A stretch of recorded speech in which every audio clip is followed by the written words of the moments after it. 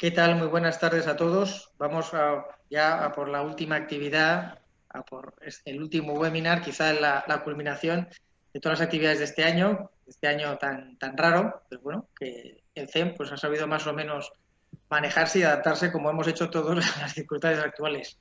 Simplemente hemos puesto esta primera diapositiva donde queríamos recordaros las normas de funcionamiento, ¿verdad? Los micros debemos intentar todos desactivarlos para no generar un ruido de fondo y que se pueda oír bien al ponente. Las preguntas o comentarios se realizan mediante la opción preguntas y respuestas. Ya sabéis que bajando el ratón a la parte inferior de la pantalla aparece, ahí las vais escribiendo y yo ya, pues si hay muchas, intentaré hacer un compendio, si no, pues intentaré hacerlas uno a uno a nuestro ponente de hoy, a José Luis. Y por último, ya sabéis que esta actividad, en principio, va a ser acreditada y para ello necesitamos que realicéis un cuestionario de evaluación y unas encuestas de satisfacción, ¿vale? Esto es obligatorio y debe realizarse al abandonar la webinar. Pasamos a la siguiente. Bien, pues simplemente ahora ya os presentamos. El título es Actualización en AngelCT. José Luis Olea, que ya creo que es, vamos, hiper conocido por todos, no requiere mucha presentación, pero bueno, hemos intentado hacer un pequeño compendio de todas las cosas, de las múltiples cosas en las que está involucrado, pero él me ha dicho que solamente me presente como adjunto de la sección de vitroretina del Hospital de Son Yat-Ser, en Palma de Mallorca, y también es profesor de oftalmología en la UIB, que es, como ya sabéis, la Universidad de las Islas Baleares o de Illes Balears, como dicen por ahí. No sé si lo he dicho bien, José Luis. Perfecto. Muchas gracias. Bueno, pues sin más, os doy paso y de verdad, José Luis, como ya te hemos repetido antes, nuestro agradecimiento por tu tiempo y por todo lo que hemos aprendido. Nada, muchísimas gracias. Voy a empezar a compartir pantalla, decirme si todo va bien desde el principio. Ponemos aquí. Ahora Perfecto, me José Luis. confirmáis, se ve, ¿verdad? Se ve muy bien. Perfecto. Bueno, primero muchísimas gracias. Muchísimas gracias a la CEM, no solo por invitarme a mí hoy, que se lo agradezco muchísimo. Yo estoy encantado de pertenecer a la CEM y de compartir con ellos algunas de las cosas que puedo. Me gustaría compartir muchas más, pero no puede ser. Sino porque en estos tiempos difíciles de pandemia y aislamiento y pues la verdad es que nos han venido a profesionalizar la vida, nos ha devuelto dentro de la normalidad que se puede volver a nuestro aspecto científico de que como profesionales enamorados de nuestra profesión nos gusta disfrutar y a veces hemos tenido que renunciar a ello en estos tiempos de pandemia, hemos tenido que dedicarnos a otras cosas. Así que dobles gracias. Primero, por invitarme y segundo, por hacernos ameno estos duros momentos que lo habéis hecho. ¿De acuerdo? Bueno, el tema que he elegido, bueno, la verdad es que otra vez gracias, porque la verdad es que el AngioCT es una de las pruebas que a mí me enamoró hace tiempo, que me encanta y que, bueno, que yo creo que se la puede sacar un partido, aunque como veamos ahora, mi charla no es una charla al uso, no voy a dar lo que se ve en la diabetes, lo que se ve en el MACTE, no se trata de poner imágenes, sino voy a ver el aspecto práctico del AngioCT. Bueno, el AngioCT, y es la única que os voy a poner de principios y de bases, sabéis que es capaz de mostrarnos estructuras vasculares dentro del ojo. Dentro del ojo hay dos grandes áreas de vasos, el sistema de arteria central de la retina, que tiene, como sabéis, los plesos, que algunos de ellos se han descubierto gracias a la OCT, el pleso superficial, el pleso ahora derivado directamente del sistema de arteria central de la retina, y de este deriva el pleso profundo o intermedio y profundo, que, insisto, ha sido uno de los grandes descubrimientos que hemos tenido con esta técnica. Por otra parte está la coriocapilar, que es la otra gran capa vascular, y de ambas van a salir distintas patologías que se van a mostrar claramente. Además, obviamente, estarían lo de los tumores, que son estructuras con vascularización propia patológica y que en sí misma nos pueden mostrar unos vasos patológicos, aunque no sabemos que están ahí, aunque no sepamos de dónde vienen. Bueno, insisto, como la idea era hacer una cosa práctica, vamos simplemente a repasar lo que es los aspectos prácticos de la DMAE, poco de las membranas neovasculares y de la patología vascular más importante, como retinopatía diabética y como obstrucciones de vena, que eso son la última parte al final y es mucho más cortita, porque yo creo que tiene menos que hacer. En primer lugar, bueno, como todas las técnicas, y en la OCT no ha sido una excepción, sabéis que llega el momento del noviazgo, donde todo es, ostras, qué maravilla, que esto es, nos va a enseñar todo, nos va a enseñar los vasos, vamos a ver toda la vascularización, qué forma más moderna, más útil para ver una DMAE. Y luego pues llega el momento en el que la realidad tiene sus ventajas, tiene sus inconvenientes y la realidad la está asentando. Y es en ese en el momento que estamos, yo creo, ahora.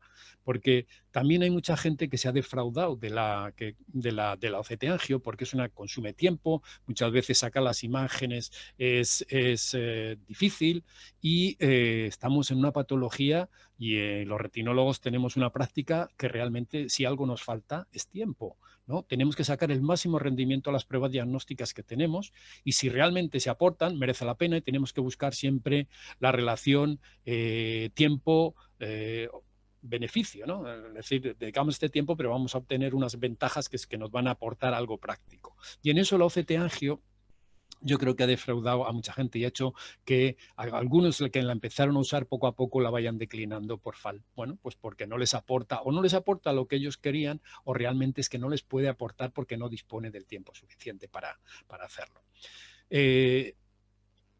Yo creo que las características más importantes del OCT angio reales se muestran en esta diapositiva. Fijaros, el problema en el momento de la adquisición es que consume tiempo. Hacer un OCT angio no es como hacer una OCT. Lo primero es, un OCT angio no es una OCT, o sea, no es lo mismo. Tampoco es un angio, ¿no? Tiene su propio timing que tenemos que interiorizar para saber qué tiempo le tenemos que dedicar y qué tiempo queremos. Así como nos pensamos mucho la indicación de un verdindocianina o la indicación de un angio para intentar optimizar y sacar el máximo rendimiento en la OCT, la verdad es que es tan sencilla y tan rápida que podemos permitirnos el lujo incluso de ser generosos y no mirar mucho si le hacen el otro ojo, si hacen un ojo cicatricial, que nos da igual porque por rutina lo hacen, porque no quiero decir, no aporta nada, no, da igual. Aquí no, la OCT angio requiere tiempo, requiere colaboración, requiere luego interpretación y por tanto tenemos que optimizarla. Por eso hay que optimizar el tiempo de la OCT, no de la OCT angio, no es el tiempo de la OCT, es otro tiempo, es otro tiempo. ¿De acuerdo? Primera idea que tenemos que tener todo muy claro. Bien, en cuanto a la adquisición, consume tiempo. Si no es un problema de que consuma tiempo, decir, bueno, pero al final vamos a tener una imagen muy buena que nos va a mostrar las características de los vasos en una DMAE. No, el problema es que aunque consuma tiempo muchas veces va relacionado precisamente con eso, obtenemos imágenes de mala calidad, llenas de artefactos y al final no vamos a poder interpretar, no vamos a saber la membrana, no vamos a verla y muchas veces no sabemos si hay membrana o no hay membrana que le hacemos para eso. ¿De acuerdo? Y el otro inconveniente que tiene, y es muy práctico, es que el equipo de OCT angio es el mismo equipo que hacemos OCT normales. Y las OCT normales sabéis que es una demanda que yo creo, bueno, impensable, el crecimiento exponencial que está teniendo la OCT y que lo sigue teniendo, ¿no? Eso es la prueba estándar, por así decirlo. Bueno, pues si bloqueamos con la realización de un OCT angio la realización de las otras OCT, pues bloqueamos la consulta de una forma importante. Por tanto, hay que tener en cuenta esto a la hora de que hay que optimizar la adquisición a la hora de indicarla, de manejar la OCT angio. Es el primer paso importante. En segundo lugar, son imágenes pesadas. Si lo vemos en red, cargan lentamente, la interpretación lleva su tiempo y no digo nada si no contamos de red y tenemos que ir a verla al aparato principal, como en algunos sitios ocurre, donde además volvemos otra vez a bloquear la realización de OCT. Se bloquea en la adquisición, se bloquea en la interpretación. La otra cosa es, muchas veces las imágenes, la segmentación automática que nos dan los distintos dispositivos, es verdad que ha ido mejorando, pero tenemos que recurrir a la segmentación manual que todavía lleva más tiempo para sacarle el rendimiento a la imagen, para que de verdad nos aporte. Y si por si todo eso fuera poco, además tenemos problemas de almacenamiento, porque son imágenes pesadas que nos van bloqueando los servidores. Es verdad que hoy en día lo que es la memoria es barata, pero y es fácil de aumentar, pero es un inconveniente porque muchas veces te encuentras limitado por esto, ¿no? No es una cosa, no es una cosa ilimitada. Y a la hora de la interpretación, como os he dicho, muchas veces la segmentación automática es insuficiente y la segmentación manual pues consume tiempo, bloquea la adquisición y además requiere un entrenamiento y un aprendizaje de las imágenes. Vamos a ver cómo optimizar todo esto para poder hacer el rendimiento y aplicarlo a la clínica práctica. Os voy a transmitir un poco las experiencias personales o en los distintos servicios por los que he pasado que hemos ido viviendo. Bien, en primer lugar, y lo primero que hay que hacer es seleccionar los pacientes que son candidatos a OCTA. Esto no lo tenemos que hacer con la OCT, porque prácticamente por defecto sabemos que el 99% una imagen mejor o peor le vamos a sacar. La OCTA no. La OCT hay pacientes a los que no va a haber forma de hacerles una OCT por más que tú insistas. Una de las cosas primeras que aprendí fue esto. Este es el encabezamiento de las historias, en este caso son todavía las de Son Espasa, no son las del nuevo hospital, y en la clínica privada tenía lo mismo, pero es en el encabezamiento de la historia, en el que va fijo siempre, que va pasando de día en día, es esta parte superior, y fijáis que se pone la OCT. OCTA, ok, o OCTA no. Si es un OCTA no, cuando nosotros preparamos la consulta, a ese paciente ya no se le pide la OCT, con lo cual de ninguna manera ese paciente va a bloquear, va a hacer perder el tiempo al técnico o no lo va a hacer perder el tiempo a nosotros porque no va a haber. ¿No? Porque no va a haber opción. Hay que ser práctico y hay que ponerlo. Primera forma de optimizar el rendimiento. Reflejar en la historia si se puede hacer o no, o al menos reflejarlo en algún sitio que sea fácilmente. No se van a poder hacer en pacientes demenciados o deprimidos. Todo esto no lo tienes que apuntar en ningún sitio, tú simplemente pones ahí OCTA o no. Las malas visiones en ambos ojos. Muchas veces en una le puedes poner una fijación externa y hacerla. Cuando hay opacidad de medios, o a través de una catarata o de una córnea, puedes hacer una OCT, te sale una visión mejor o peor, pero muchas veces te salen OCTs y puedes ver el perfil de la fóvea, del polo posterior, y te es una cosa útil. No hay un edema, no hay una edema, te es una cosa útil y a pesar de tener una importante opacidad de medios, le sacas un rendimiento a esa prueba. En la OCTA no. Si no tenemos unos medios útiles, unos medios prácticos, no vamos a poder obtener una buena imagen y por tanto esa OCTA no nos va a servir para nada. Hay otros problemas. A veces los pacientes vienen en silla de ruedas. La silla de ruedas no es un inconveniente, pero viene acompañado de otras cosas y tampoco van a poder hacerse. Lo mismo, OCTA no. Y no nos tenemos que preocupar si es porque está demenciado, si es por un problema médico o por si es. Todo esto se recoge en algo tan sencillo como reflejar en la imagen que no se puede hacer la OCTA. La otra cosa, y esto lo he puesto en el azul, pero realmente tendría que ir en rojo, es permitir al técnico descartar la realización de la OCTA. ¿Eso qué significa? Que aunque tengamos un paciente que sí que se le puede hacer la OCTA, a lo mejor ese día está enfermo, ese día está cansado, ese día ha venido con un brote y tiene con una reagudización y tiene una disminución importante de la agudeza visual y por tanto no va a colaborar. Y no tenemos que perder el tiempo en hacerle la OCTA. El técnico puede en ese momento, o viene enfermo, y el técnico puede decir, bueno, mire, lo vamos a intentar un poco, si ves que no, se para y se acabó. No hay que insistir, ni incluso aunque hayamos puesto CTA, ok, porque a lo mejor en ese día no se puede hacer. Y la otra calidad y las otras cosas que podemos hacer para poder sacar imágenes es manipular. Es decir, nosotros podemos hacer rebajar de alta calidad a alta velocidad. Eso nos lo permite, por ejemplo, el Heidelberg, que es uno de los dispositivos. Yo he trabajado con Heidelberg y trabajo con Octavio, soy usuario de los dos. Y el Heidelberg tiene esta opción. Tú normalmente las intentas sacar de alta calidad, pero a veces las sacas de alta velocidad. Otras veces lo que puedes hacer, o al mismo tiempo puedes hacer, es disminuir el tamaño de la ventana, hacer que sean más pequeñas. Así son más rápidas, tanto en altura como en anchura, de tal forma que puedes obtener una imagen que a lo mejor te vale. Este es el típico ejemplo que se hace en la miopía magna. Es muy difícil sacar las imágenes de las membranas miópicas. Sin embargo, si nosotros acortamos la altura de la imagen y ceñimos a un trozo pequeñito que lo ponemos sobre la zona donde vemos donde se ve la imagen o se sospecha que está la membrana, pues podemos hacerla, porque además el inconveniente que tiene el estafiloma lo obvias con ese pequeño truco y va muy bien. Tiene una herramienta, el Heidelberg, que la verdad es que yo lo he empezado a usar hace poco y realmente me he arrepentido de no usarla antes, que es el Scan Planning Tool, que es personalizar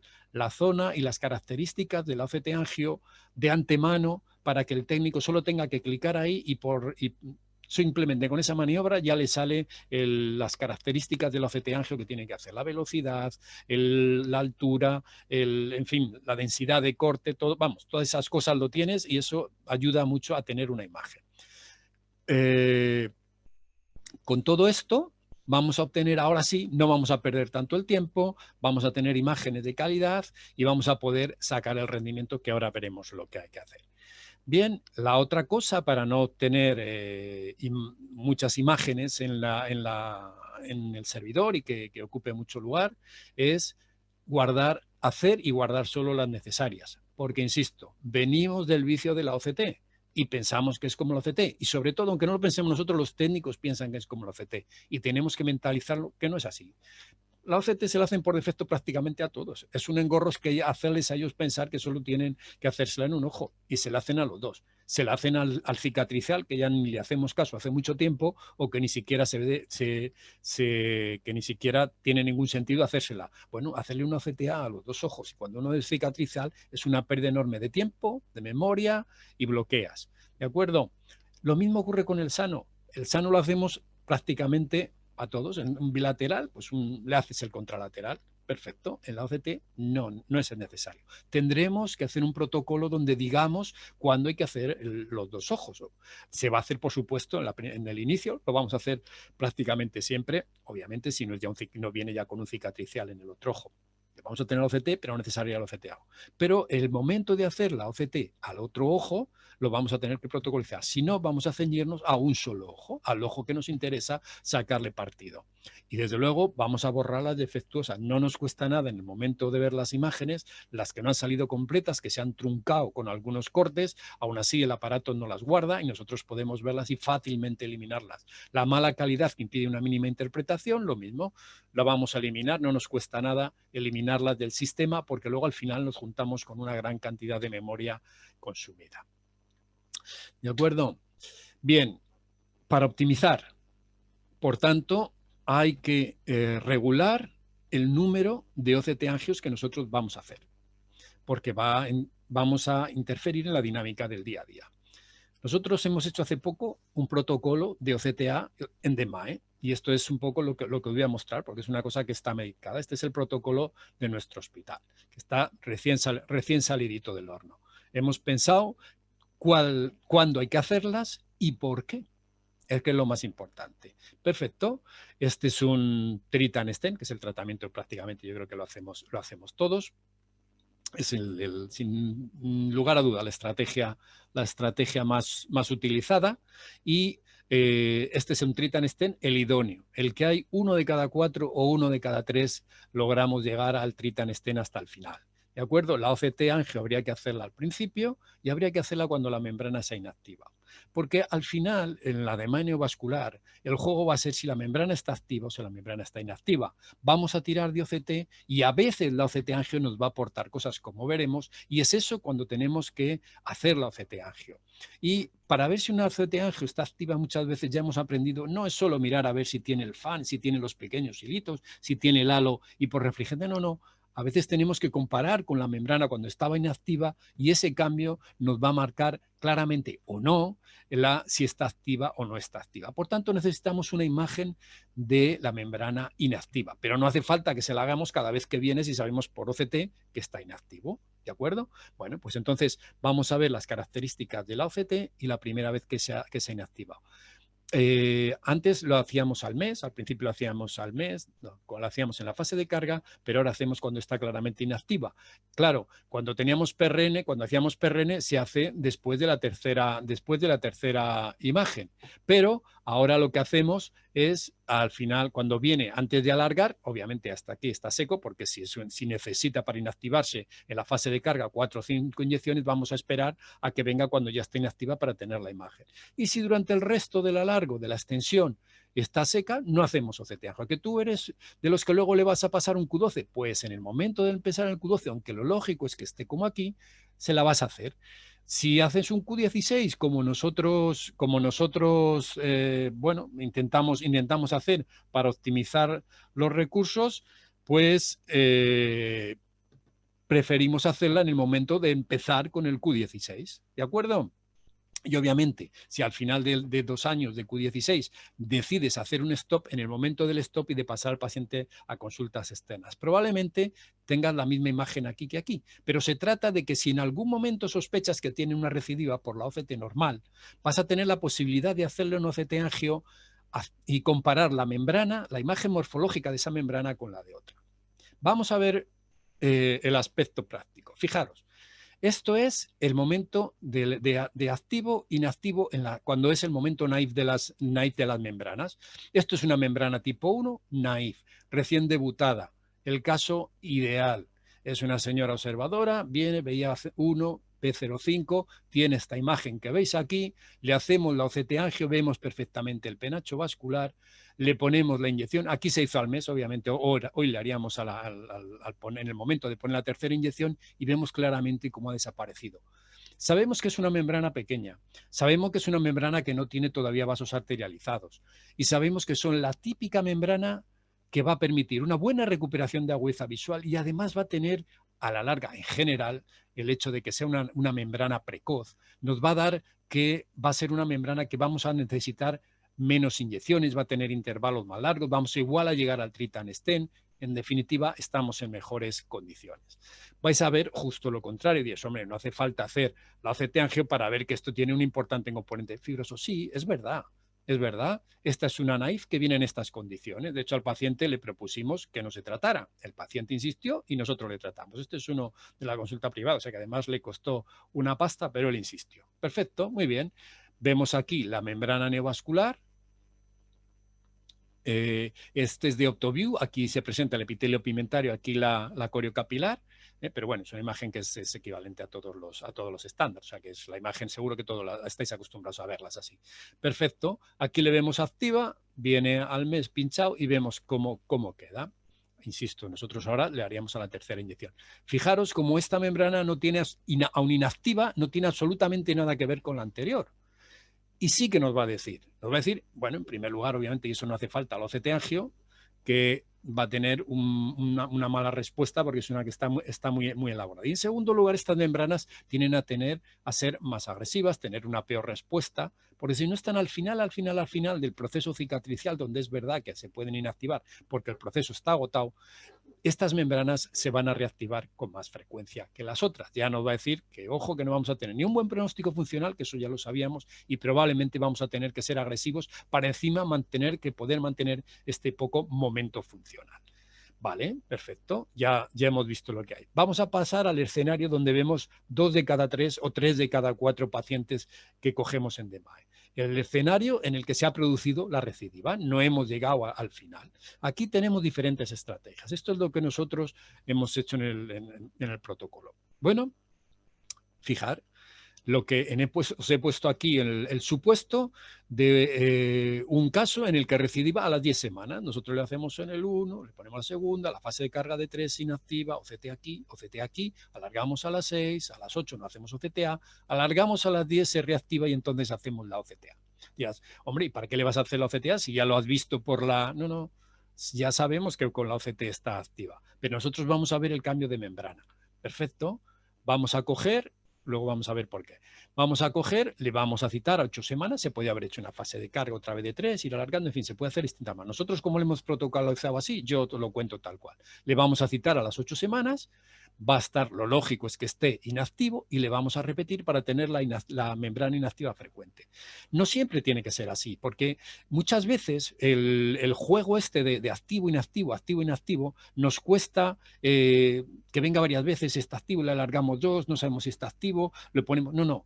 Para hacer la OCT-angio es cuando tenemos claramente que la respuesta es cicatricial y vamos a tener la membrana cicatricial, o que la membrana está claramente activa, que es lo que hemos hecho al principio. Pero ahora no nos importa que esté más o menos activa, nos importa cuando ya demos con una pauta fija o estable y la membrana completamente cicatricial. Por tanto, por eso pone aquí recidiva se aporta. Si son recidivas en cortos periodos de tiempo, porque lo que estamos es ajustando en poco tiempo el intervalo libre de recidiva o la pauta individualizada o la pauta fija, como lo queráis llamar, ahí no nos va a aportar nada el que sean pequeñas recidivas, entre otras cosas porque no se van a notar. Es cuando está ya claramente inactiva, cuando tiramos de ella. Si al final de todo este proceso de treat and stain llegamos, como la mayoría de las veces, insisto, a lo que llamamos una pauta fija, una pauta individualizada, nosotros volvemos a hacer en esta pauta fija cuando empezamos, cuando ya tenemos la membrana claramente inactiva, la hacemos nuestra OCTA. Tenemos la fotografía de la membrana inactiva y vamos poniendo inyecciones. La segunda 8 semanas, la tercera 8 semanas. En nuestro caso hemos hecho el primer ciclo en 6 y probamos a alargar. En Sonespaces yo hacía el ciclo a 12, intentábamos alargar. Pero en todo caso nos va a servir para que si en cualquier momento de aquí sospechamos o hay una leve sospecha de que pueda ser inactiva, vamos a poder hacerle un OCT-angio y comparar con la anterior. Y obviamente lo haríamos si paramos. Vamos a modelos. Fijaros con esta membrana. Es una membrana que recidiva. Bien, veis aquí que tiene un componente oculto y un componente tipo 2 o clásico. Tiene los dos componentes. En este caso está activa. Fijaros aquí en la OCT, esto es el epitelio pigmentario, esta es la coriocapilar. Vemos la parte oculta, está activa. Vemos la parte clásica, está activa. Nosotros le ponemos la inyección y vemos cómo esto cambia. ¿De acuerdo? Vemos cómo ha cambiado. Tendríamos este modelo de inactivo. Vale, ya la tenemos ahí. Perfecto. Fijaros para lo que sirve. Esto es a las 8 semanas, 4 semanas después que aquí. Y esto pasa cuando estás haciendo treat and stain. Aquí se ha hecho a 4 semanas, normalmente lo hacemos a 2, obviamente. Pero fijaros cómo sin cambio de agudeza visual, sin cambio apenas en la morfología, es verdad que se ve un pequeño quistecito, pero, jolín, a veces dices, bueno, vamos a ver si, incluso a veces repites en la misma interfase, en la misma intervalo, a ver si de verdad, bueno, vale, aquí no sabemos si esto está activo o no activo, aunque sospechamos por la interfase, vamos a ver la OCT-angio. Nosotros comparamos con la anterior seca que tenemos y vemos dos cosas. En primer lugar, aquí no hay ninguna duda de que se ha reactivado. Fijaros el componente oculto, como claramente tiene. En el componente clásico se ve peor, vemos como en el componente oculto claramente se ha reactivado. Aquí no hay duda, aquí no es decir, hay un pequeño cambio, no sé, igual es degenerativo, igual. No, hostias, aquí no hay ninguna duda. Esto es una membrana reactivada y punto, sin vuelta. Pero además hay algo más. Fijaros cómo a partir de aquí está saliendo un shunt, que esto va a decir, ojo, esta membrana es agresiva. Esto nos va a costar una pauta fija y una pauta fija corta, y si estamos con Lucenti vamos a tener que pasar a ILEA y ojo si no le vamos a tener que tirar de terapia fotodinámica porque se nos va a quedar corto. Es una membrana agresiva, además no tiene vasos arterializados, o sea que ya nos dice algo que tiene interés. ¿De acuerdo? Os voy a enseñar esto porque además es un montaje que hice hace tiempo, me quedó precioso y yo siempre lo muestro. Pero además os lo voy a mostrar porque este es el zoom que vemos aquí. Vamos a ver cómo la membrana va progresando por un tratamiento insuficiente. De vez en cuando se le pincha, se inactiva, fijaros en los dos, y vemos como el shunt, este, es un marcador, para mí, de mal pronóstico. Esto va a requerir que la membrana, aquí está claramente inactiva, con lo cual las características que vemos de la membrana nos van a decir algo. Es verdad que ya hay vasos arterializados, pero se están estableciendo esa membrana va a ser más agresiva, va a requerir de más algo. ¿Por qué no hacer OCT-angio siempre? ¿Por qué una de las frustraciones que tenemos es que la OCT-angio no nos aporta tanto en el día a día en el treat and stain? Bueno, pues porque los cambios en 2 semanas, que nosotros lo tenemos como un periodo óptimo, en el que la recidiva de una degeneración macular que tiene tan mala recuperación funcional es, digamos, lo suficientemente tolerable por nuestra parte como para que tenga una gran capacidad de recuperación, o recuperación al menos importante, y podamos jugar con ello para buscar el intervalo recidiva y, en definitiva, el tratamiento personalizado, que es el ideal, donde el balance riesgo-beneficio, riesgo de inyección con todas sus complicaciones, beneficio funcional, es el idóneo. La pauta fija personalizada. Ese es el ideal. Bueno, pues en el treat and stain os voy a enseñar cuál es el problema práctico. Os lo he puesto aquí un pequeño juego. Fijaros, esto es una desescalada. Nosotros, yo lo que hacía en Son Espaces era la desescalada. Cuando tenía las 12 inyecciones puestas de periodo fijo y estaba inactivo, comenzaba el Tritanestet a la inversa, es decir, este paciente es de 4 semanas, le citaré a las 6, le pincharé, si está inestable, si está estable, le citaré a las 8, si está estable, le pincharé, vamos a hacer un alargo para ver que mantiene la inactividad. Si en alguno de estos alargos vemos que se ha reactivado, pues ya sabemos que no se puede retirar el tratamiento, pero con un daño mínimo para la membrana, perdón, para la membrana no, para la funcionalidad de la mácula, que es de lo que se trata. Fijaros, mirad primero esta parte, a las OCT normales. No tenía la de 12, la OCT angio, y os he mostrado la de 11, justo el mes antes de que pusiéramos la última en periodo fijo. En la OCT nos sale inactiva y comienza la extensión. Le alargamos a 6 semanas, por eso pone R, por R de retirada, porque si no sería una fija de una semana. Bueno, es igual, son identificaciones que solamente con este pequeño truco nosotros sabemos prácticamente dónde estamos. Entonces vemos que está inactiva, se mantiene inactiva, pero cuando la alargamos a las 8 semanas vemos que esto se ha activado. ¿Vale? Muy bien. Primero, por cierto, lo digo ya aprovechando esto, aunque haga esto, la pauta fija, lo digo porque yo he probado varias veces, digo, es que la pauta fija está en 6 semanas, la hemos alargado, no está en 8. No. Cuando lleva mucho tiempo inactiva hace esto, le cuesta recuperar su agresividad, por así decirlo, pero aunque tú le pruebes a 6 semanas, al final va a acabar en las 4. No te recidiva a las 6 semanas desde el principio, sino que lo hace después. Por lo tanto, va a acabar a las 4. Pero bueno, esto es un comentario práctico que no tiene más importancia. Pero fijaros, aquí tenemos las OCT. Están descolocadas. Hay la número 1, la número 2, la número 3. Haced un ejercicio mental. Vais a tener 3 o 4 segundos antes de que os saque, o unos pocos segundos antes de que os saque la solución. Si vosotros tenéis que emparejar estas imágenes con estas de aquí, ¿cómo lo haríais? 3 o 4 segundos antes de que os saque la respuesta. Fijaros, esta es la respuesta. Esta es la respuesta. La número 2 es la membrana inactiva que está aquí de 4 semanas. Pero entre aquí y aquí, cuando nosotros en la OCT no lo vemos y aquí ya claramente suda, fijaros como no hay tanta diferencia entre estas las podríamos intercalar y nosotros no nos enteraríamos. Por tanto, el problema es que muchas veces las membranas no muestran cambios en la morfología y sin embargo son exudativas. Ya veremos que esto no pasa solo aquí, donde hay pequeños cambios, no es como si haces un PRN, que puede haber grandes cambios. Vamos a ver qué ocurre en otro tipo de membranas. Esto es lo que ha hecho que mucha gente se desencante de utilizarla en el Tritanestet, porque no le podemos sacar según qué partido. Por eso tenemos que hacer un protocolo en el que vamos a optimizar la realización de la OCT angio, y eso es lo que se ha querido mostrar aquí, la necesidad de un protocolo. De acuerdo, vamos a por las imágenes de las membranas. Las membranas tipo 1 y las membranas tipo 2 se ven muchas veces muy bien con la cementación automática o con una cementación manual que me vais a permitir que yo la he llamado rápida. En Heidelberg a todos nos recomiendan a poner la loncha esta de 60, nos permite, digamos que, personalizar un esquema de lo que le tiene que hacer la OCT angio y le clicamos y siempre es igual. ¿Vale? El Slide 60 es una loncha de 60 micras que se adapta, nos la pone en la parte superficial y a medida que la vamos desplazando hacia abajo va a ir guardando la morfología de las distintas capas. Si la quisiéramos completamente horizontal, tiene también la posibilidad, la transverse, pero preferimos esta opción. Si veis aquí, nosotros la tenemos en la capa superficial, es un 60 micras y nosotros la vamos desplazando para abajo. Cuando llegamos a la membrana, podemos optimizar mucho mejor la imagen de la membrana. Fijaros, esto es lo que se ve en el automático. Es verdad que se ve ahí una membrana, no solo porque está así un poquito más grande la imagen, de verdad que se ve así. Bueno, vemos ahí una estructura vascular, pero no se ve mucho.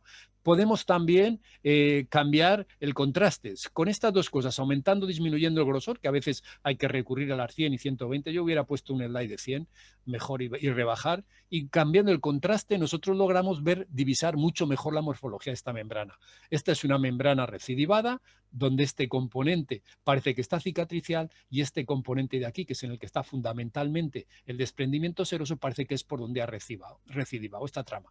Pero con esta pequeña segmentación manual vamos a tener esta información que no vamos a tener en la segmentación automática. Y es una segmentación manual que me vais a permitir rápida. Y esto es muy útil para membranas tipo 1, membranas tipo 2. Ahora vamos con las membranas polipoideas o polipoidales, mejor dicho, con el tipo 1 polipoidal, no vamos a decir aneurismático, que ya no se llama así, o con los RAP, que estas son especiales. Ya sabéis que son formas clínicas que no salen tan fácil en la OCT angio. Tenemos que recurrir a lo que yo he llamado la segmentación manual lenta. La segmentación manual lenta en Heidelberg es pesada. Nosotros tiene flexibilidad, te permite cada capa hacer en cada corte y poner la línea donde tú quieres, ¿eh? Aquí a través de puntos, aquí es a través de una herramienta, una ruedecita que tú le vas cambiando la ondulación de esto y tú le editas la BM, lo haces en siete cortes y él solo lo extiende al resto. Es lento, es pesado, pero en algunas no queda, bueno, y obviamente las salvas. Y él acaba salvando ese nuevo sistema de corte.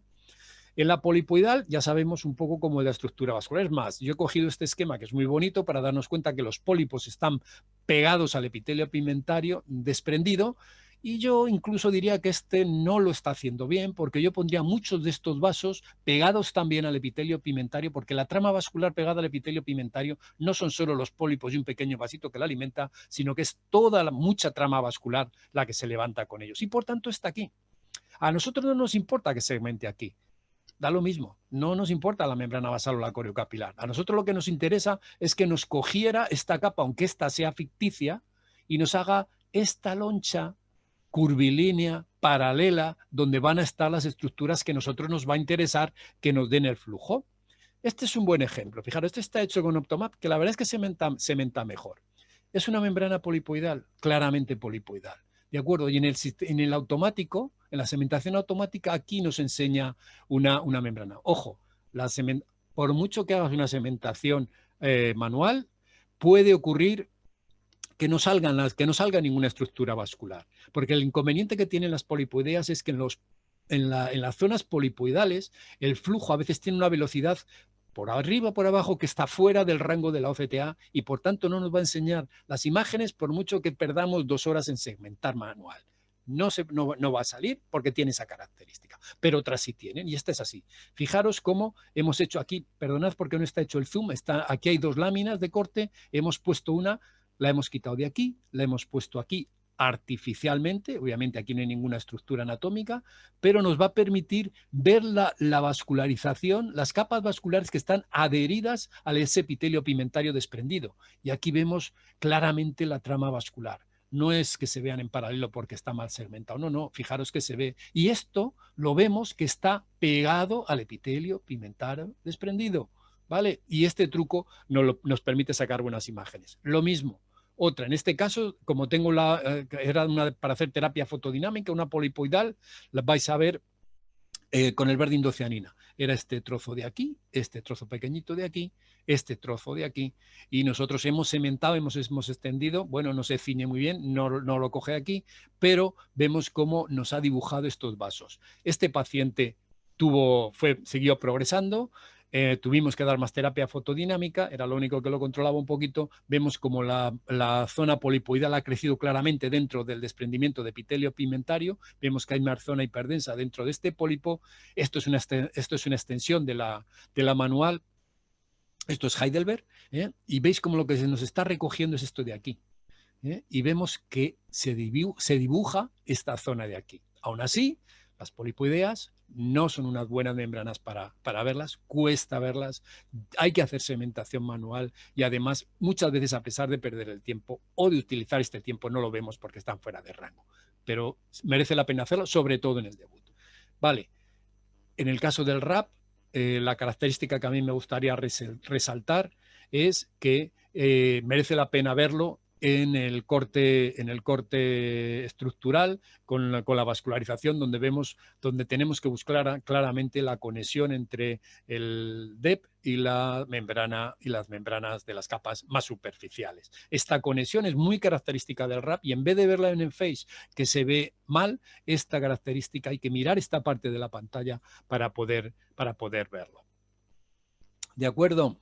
Vale, por tanto, creo que ha quedado claro un poco que hay que optimizar cuándo hay que perder el tiempo, que perdiendo el tiempo podemos tener membranas haciéndolo y optimizando, y que es una herramienta útil que sí que nos da información, y que descartarla de entrada hoy en día porque es una membrana que consume tiempo, quizá te estás perdiendo algo de un equipo que probablemente tienes y que tienes que poder optimizar y que te va a dar un plus de calidad en el manejo de estos pacientes y un plus de resultados que merece la pena hacerlo. ¿Vale?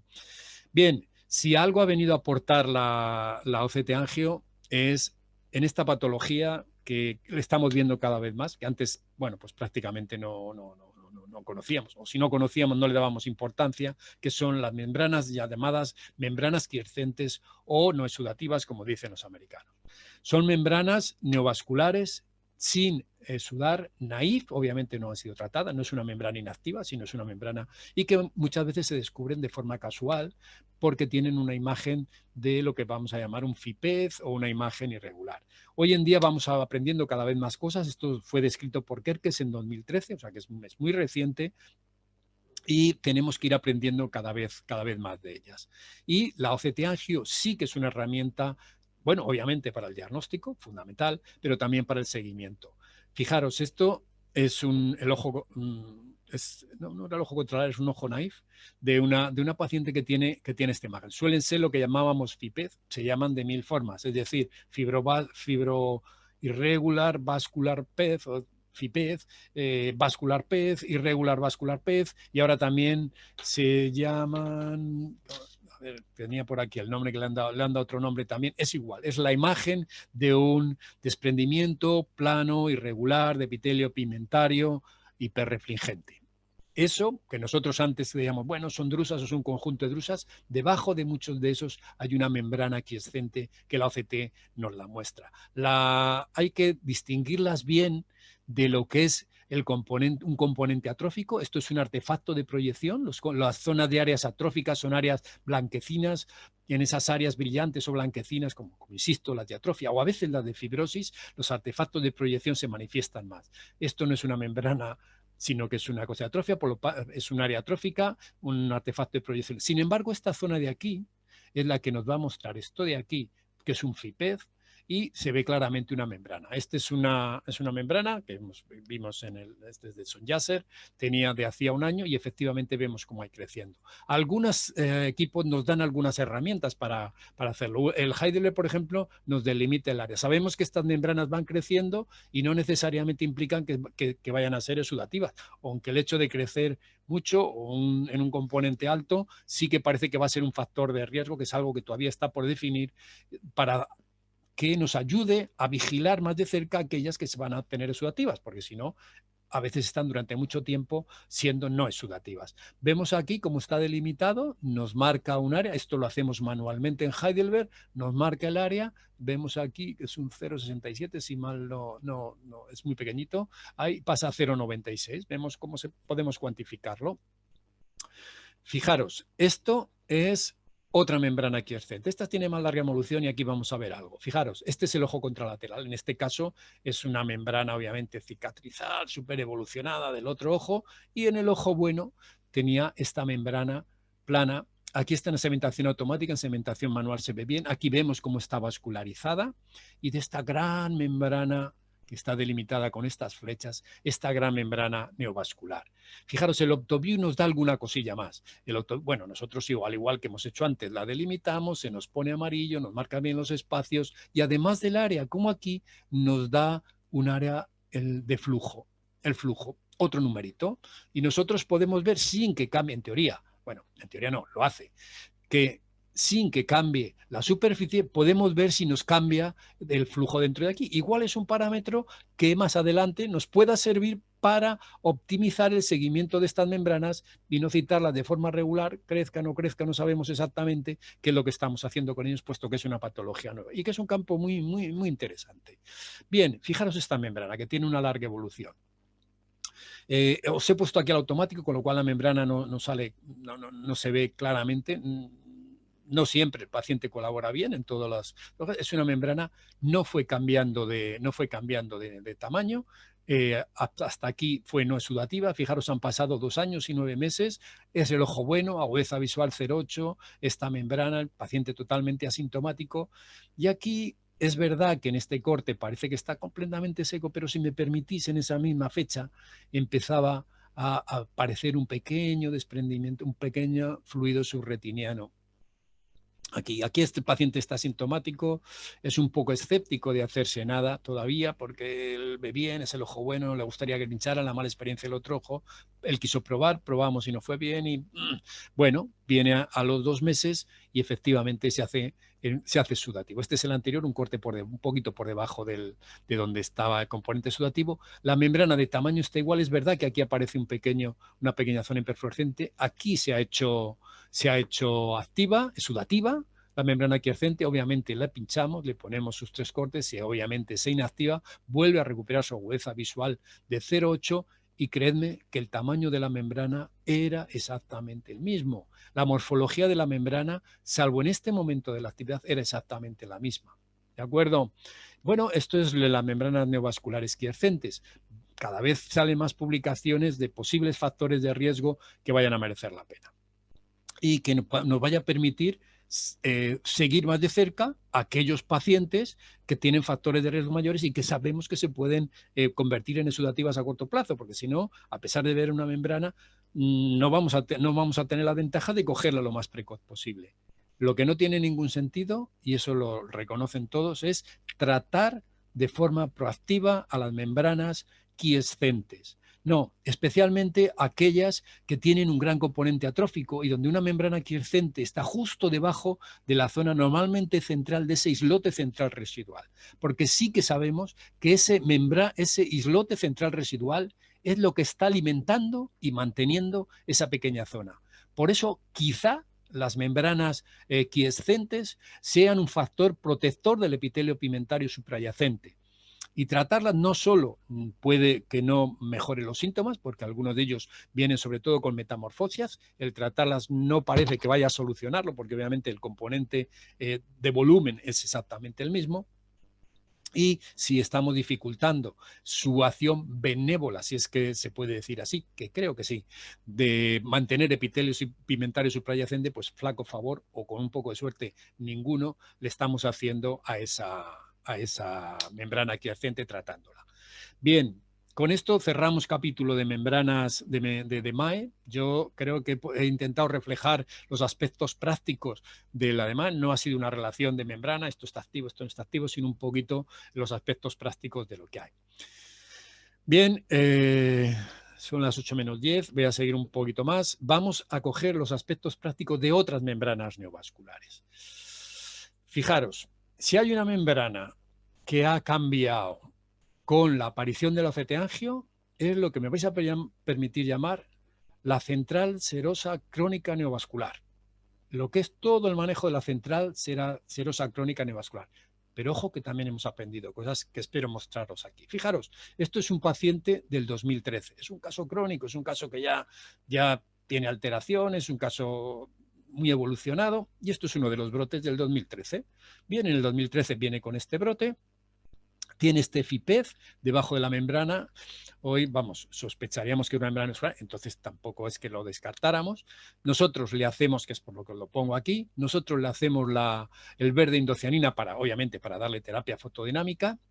Y bueno, no vemos ninguna membrana neovascular, no vemos ninguna que esto sea una membrana neovascular. Nos muestra las áreas hipercianescente o hiperfluorescente, le damos la terapia fotodinámica y se resuelve. Se sigue manteniendo su FIPEZ. Bien, vamos a ver este paciente varios años después, 6 años después. El paciente ha seguido teniendo recidivas, tiene su FIPEZ debajo, es verdad que se ha modificado, es verdad que aquí además tiene un componente hiperrefringente debajo del fluido subretiniano, no es un fluido subretiniano hiporrefringente, sino que además tiene un componente hiperrefringente que bueno, claramente eso es un indicador de membrana neovascular. Bueno, tiene como curiosidad aquí estas zonas de microquistes justapapilares que se ven en muchas ocasiones, tanto en la nuclear interna como en la nuclear externa. Yo no sé muy bien lo que significan, pero están ahí. Y vemos la paquicoroides con los paquivasos, en fin, una típica paquicoroides. Pero si vemos la aceteangio, no tenemos ninguna duda de que aquí hay una membrana neovascular. por aquí lo sospechábamos, aquí no tenemos ninguna duda. Bueno, pues le hicimos la ocetiangio, perdón, le hicimos el verde indocianina para darle terapia fotodinámica también. Ahora veréis por qué. Vale, pues creedme, joder, aquí y aun sabiéndolo, se adivinan, porque los queremos ver, cuesta, ¿eh? Y no se parece en nada al patrón vascular que teníamos en la OCT-angio, que era todavía mucho más claro. Bueno, le dimos terapia fotodinámica y por eso está hecho y por eso está mostrado. Y os voy a mostrar algo que después de tratar estas membranas yo creo que es importante. Fijaros, este es ese caso. Este es ese caso y llevaba 5 inyecciones. Coño, membrana neovascular en una CSC, qué bien. Hemos hecho el diagnóstico que no lo hubiéramos hecho con otra cosa y esto ha cambiado, le vamos a pinchar porque es una membrana neovascular. Muy bien, nosotros la pinchamos, este llevaba 5 Lucentis, viene para ponerse el sexto, y, coño, se mantiene esto, vamos a tener que dar terapia fotodinámica porque es que esto si no va a ir bien, va a perder todavía más visión.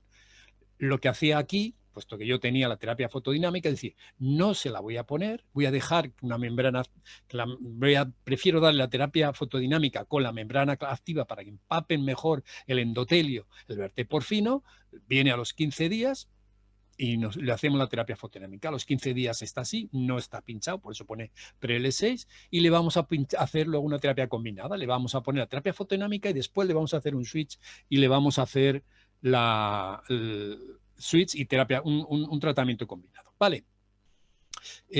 Fijaros, como yo nunca pincho, porque en el momento que apoyo algo nunca pincho en el mismo momento, le pongo la terapia fotodinámica y véngase dentro de 15 días para ponerse el EILEA, la inyección intravítrea. Pues fijaros lo que ha pasado, la terapia fotodinámica, solo la terapia fotodinámica se lo ha secado, cosa que no habíamos hecho antes con 5 Lucentis. Luego le pusimos el EILEA, entre el régimen combinado, pero en realidad lo que se la secó fue esto. ¿Qué reflexión es esto? Fijaros, sí que nos lo hemos encontrado más veces, no este fenómeno, pero sí algo parecido. La falta de respuesta de las membranas de la CSC neovascular a las inyecciones intravítreas. Y la buena respuesta a la terapia fotodinámica, incluso que permite eliminar, si somos valientes, las inyecciones. Y es que, bueno, no es este el caso, porque yo creo que la membrana era parcialmente responsable, pero es que la membrana neovascular es una complicación secundaria a la CSC crónica. ¿De acuerdo? ¿Vale? Que tenga la membrana neovascular no quiere decir que no siga teniendo brotes de CSC crónica. Brotes donde ese fluido subretiniano viene de la coroides, bueno, de la coriocapilar probablemente, ¿no? Y el responsable de ese brote no es la membrana, aunque nosotros la veamos. Y nos empeñamos en pincharla y ese paciente hay que darle cuanto antes la terapia fotodinámica. Eso es otra de las lecciones que nos ha permitido, a mí por lo menos me ha permitido sospechar o aprender de esta historia. Bueno, este es otro caso, la membrana no se ve claramente, la membrana sí que se ve aquí. Vamos a ver que las membranas muchas veces no cambian. Este es un buen ejemplo donde la membrana no cambia a pesar de ser exudativo. Aquí está exudativa, tiene un material hiperrefringente subretiniano. Esta es la membrana en la OCTA, la pinchamos, se seca, la vamos siguiendo y no se reactiva, pero veis como apenas cambia de morfología entre exudativa y no exudativa, como vimos que pasó también al principio cuando os mostré. Curiosamente, esta se ve mejor con un pseudocolor, que también es una cosa que nos hay. Bueno, esto era el otro aspecto importante de la OCT-angio en CSC neovasculares.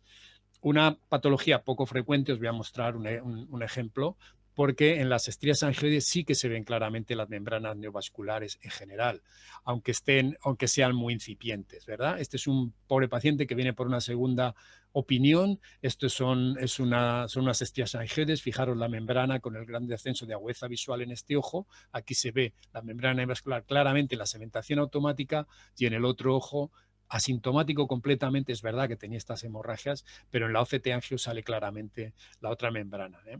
Y esto sí que se puede ver bien. Este lo he puesto porque es bonito. Me vais a permitir esta licencia. Probablemente no hiciera falta hacer la OCTA, pero joder, es muy bonita y por eso la voy a enseñar. Es una tosoplasmosis, además una tosoplasmosis sin cicatriz, era una tosoplasmosis en una primoinfección.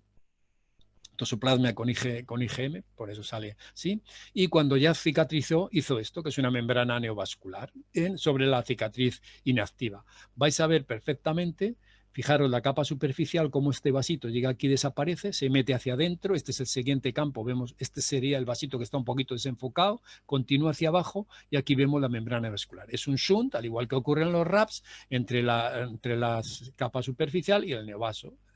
Una comunicación de retinocoroidea, bueno, retinocoroidea, en este caso, bueno, sí, retinocoroidea, membrana neovascular. Pero si hay una membrana inflamatoria por excelencia, es la CPI, ¿no? La coridopatía puntata interna. Por suerte, estas membranas también se ven. Y no es como la demás, no vamos a necesitar el concurso, porque normalmente se suelen ver bastante bien de forma en la OCTA sin necesitar hacerlo. Pero también hay que decir que son membranas, no suelen estar muy estructuradas y se ven cambios en la membrana neovascular. Aquí se ve la recidiva fácilmente, aunque insisto, también la verdad es que se veía en el otro lado. Bien, llevamos una hora.